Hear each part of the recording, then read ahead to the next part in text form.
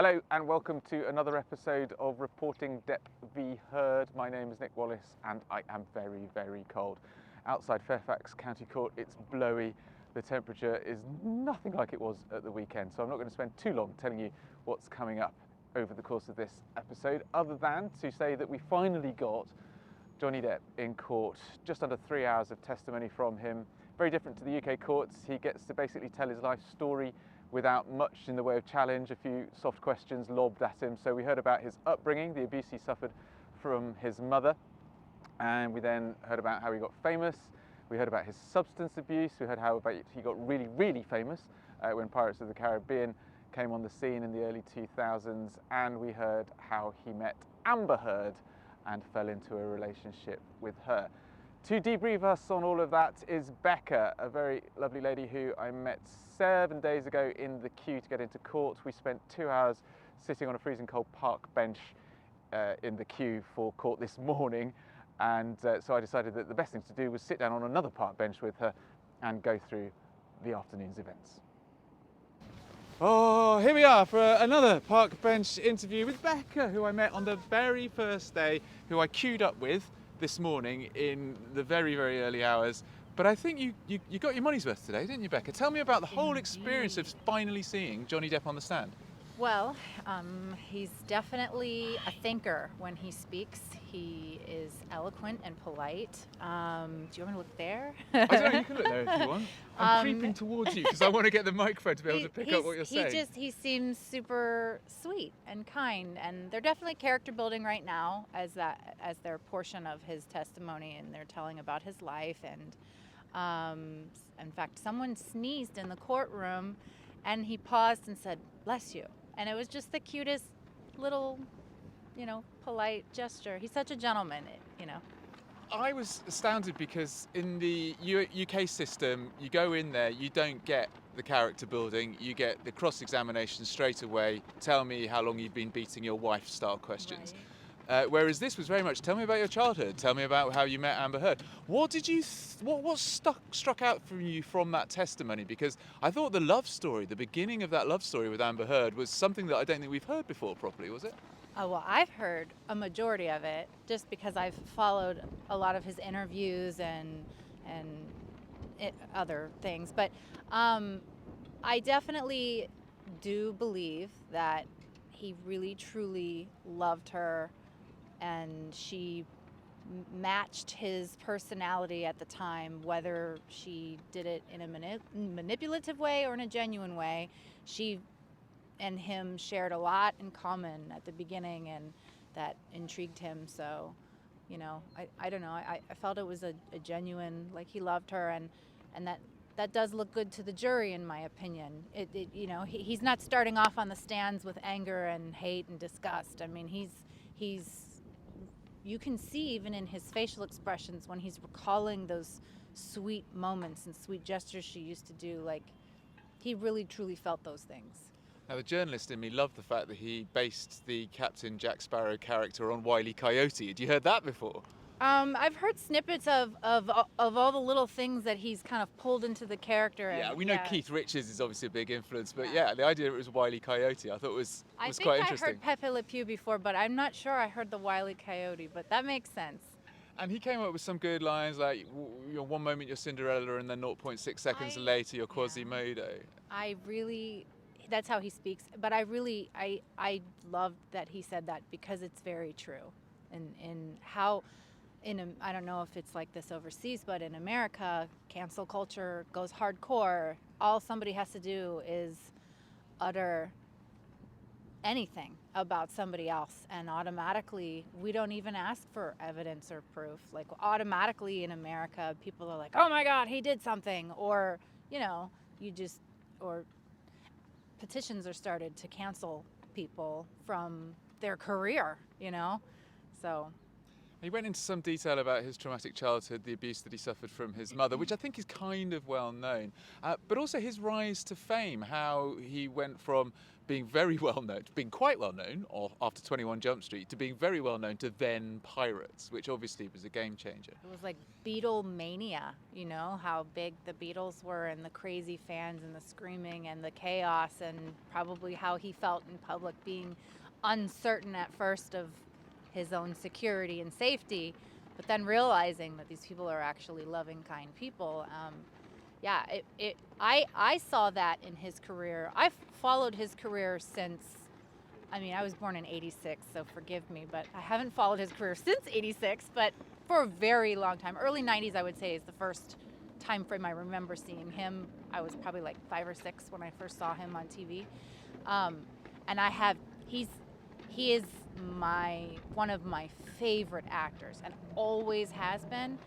And so following him up until Pirates, I just felt like he was just sliding under the radar of like superstardom, right? And I was always like, gosh, I wish he was just massively huge like all these other, like Will Smith and stuff. And then he did Pirates, and then everything blew up, and I was like, I followed him first, you know?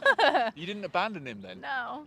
No? Because some people do that, don't they? When people get too famous, they go, I prefer their earlier work. He went commercial. Yeah. Yeah, no. I saw Pirates in theaters, the very first one, with my best friend, and like hooked. I was just, that character, he definitely made it his own. He did a fabulous job. So what was it you heard today that was new to you? New to me, specific details about his childhood. I knew the basics, the gist of things. A lot of people are abused at different levels as kids. I'm not going to say everyone, but there are a lot of people that I know that have been abused as kids. But sometimes people don't really delve into it. And he's spoken about these things before, so hearing the specifics of what he went through was a little heartbreaking. The nicknames his mom called him and his siblings, or hurling a cigarette ashtray, at him, and like the volatility that he had to go through.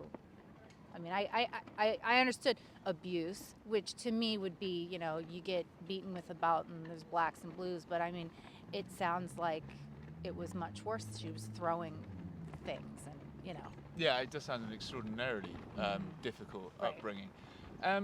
In terms of his manner, he was very slow to the witness box. He was very ponderous and mumbling and unsure to start with. He seemed to find his rhythm eventually, but he was much slower to me than the character that I saw in the witness box in London 2 years ago. He looks like he's a bit heavier as well. It does make you wonder what he's been through over the last 2 years. What did you make of him in the witness box? What have we all been through in the last couple of years? COVID hit, right? Well, yeah. We we've all put on a few. We all gained a few pounds. I think he's tired, but it's so important to him that he clear his name and prove his innocence somehow, and the fact that he even said in America, this is his first time having the opportunity to speak freely, and even still he's being very choosy and careful with how he says things, because even still there's like an inkling of, I don't want to trash somebody, but yet he needs to tell his truth, I must admit, I can't wait for him to be cross-examined, because that's what I'm used to, and I want to see him challenged, because this was essentially a free hit for him this afternoon, wasn't it?